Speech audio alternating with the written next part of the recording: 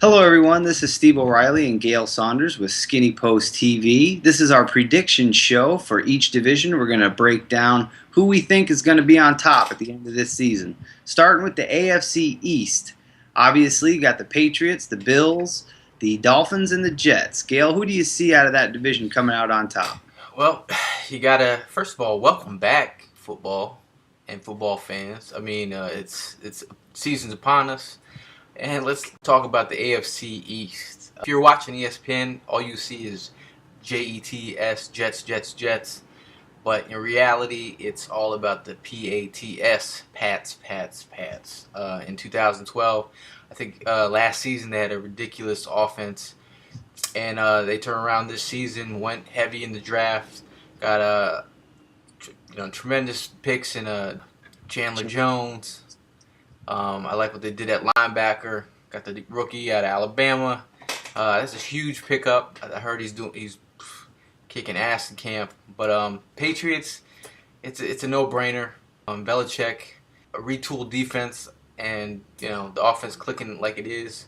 Maybe hopefully the running game's a little bit better than last year. I can't see them not being in first place. Yeah, I agree. I look at that division across the board. I think the Buffalo Bills got better. Obviously adding a tremendous talent like they did Mario Williams. They did some really good things on defense. Switching to a 4-3 may take a little period of adjustment for some of those guys, getting used to that new scheme. I like what Buffalo's doing. Obviously, Fred Jackson being back is definitely going to help. They kind of fell off the edge of the cliff when he went down last year. The Dolphins are still in rebuilding mode, and the Jets just don't have the firepower to compete with the Patriots. I agree with you wholeheartedly. I think it's the Patriots division once again. Obviously, they represented the AFC in the Super Bowl last year, and as you alluded to, they got a lot of key pieces on defense. Hightower, as you say, is a great tackling machine in the middle. Their secondary was a little iffy last year, but they really didn't give up a ton of points. They did that bend but don't break, and I think the Patriots' offense is even going to be more explosive this year. I look at the additions that they brought in. I think Brandon Lloyd. He's a really good wide receiver, and he's going to do great things with Wes Welker and those tight ends. And McDaniels is a very good. What did you say? McDaniels?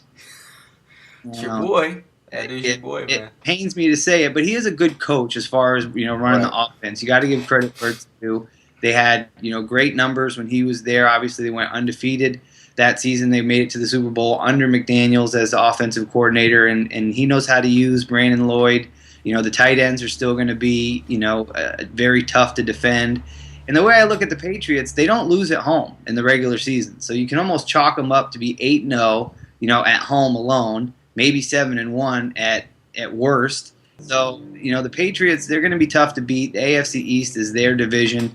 And as long as Brady's in town, I don't see them having any trouble winning that division. I mean, we can't just count the Jets out. I think if that team comes together, it's a lot of distraction right now, especially being in this New York area, seeing all the hype and all the media attention that Tebow brings. But if they have some kind of gimmicky stuff running with Tebow, it could be interesting. What many people aren't talking about.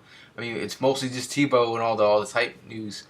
You have two new safeties in the mix in New York Jets. Not only do you have Cromartie on the outside, you have Revis doing what they do best, locking people down. You have Landry playing safety. If he comes back healthy, it's been tough for him to stay healthy. And he's, if he comes to the table, it could be serious business. Someone that's filling the hole. And then you have Jeremiah Bell. So if those two safeties come to play, you could have one heck of a secondary for New York. And if that whole defense comes together as a unit, it could be interesting. Yeah, the thing about the Jets that I just don't like necessarily is on the offensive side of the ball. I'm not sold on their running game. I know that they're talking about, Green he's going to have a breakout year, but they've been waiting for him to have a breakout year. And he just hasn't stepped up yet. Not saying that he won't, maybe he will, but I just don't see the explosion on offense as far as the passing game and the running game together to compete with the likes of the Patriots. Yes, the defense is always going to be there. Rex knows how to get those guys playing well.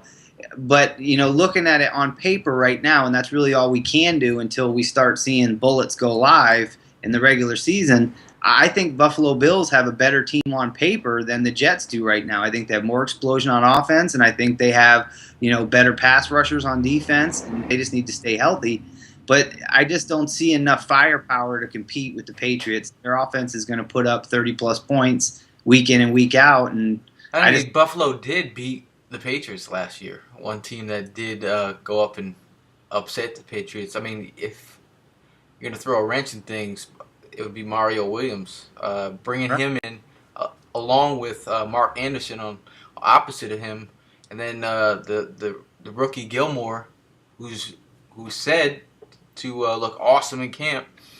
They could have a decent defense, and if they put pressure on the rest of the crew or the rest of the teams in the AFC East, it could be interesting. And don't forget Fred Jackson. I love that dude. Doesn't get enough props. If he comes back healthy, and also Fitzpatrick was hurt last season.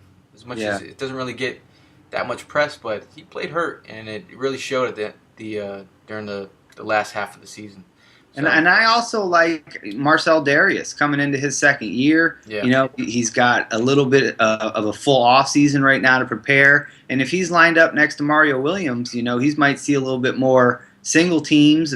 Some of those guards are going to be kicking out to help with Mario if he tries to come from the inside. So that defensive line has the ability to be disruptive. They're going to be physical. So the Bills, if they stay healthy, they can compete. But again, you're talking about the team in New England that just has so much talent on that offensive side of the ball. I mean, they've got Pro Bowls at tight end. They've got, All-Pro Bowls at quarterback. They've got Brandon Lloyd, who made the Pro Bowl not too long ago at wide receiver. Wes Welker. I mean, they're just loaded on offense, and it's just a scary team. So you better, pack your lunch when you go to New England because, the Patriots are the real deal. Now, last but not least, we can't leave out the Dolphins here. I'm sure they're going to be bringing up the rear. I mean, they played gutsy last season. You have a rookie coach.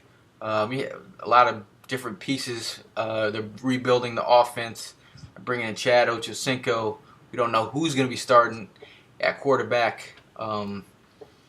So I mean, they might be able to play some defense, but it's going to be hard for them to compete in the AFC East, let alone the whole NFL. I'm not sure how many wins they're going to get this season, but it's going to be interesting to watch, especially on Hard Knocks. We're going to get to see all the juicy tidbits. Your projections for how many wins for the Dolphins? I think they're going to be anywhere from 5 to 7 wins, depending on the quarterback position. I mean, any way you look at it, it's a quarterback-driven league. Matt Moore came in last year. He played really well, but he had Brandon Marshall, and he doesn't this year. And I don't know if Chad Johnson's going to be able to pick up that slack. Hartline's hurt right now. Fasano at tight end, still quality. But I think what teams are going to do is they're going to stack the box. They're going to try to take away that running game.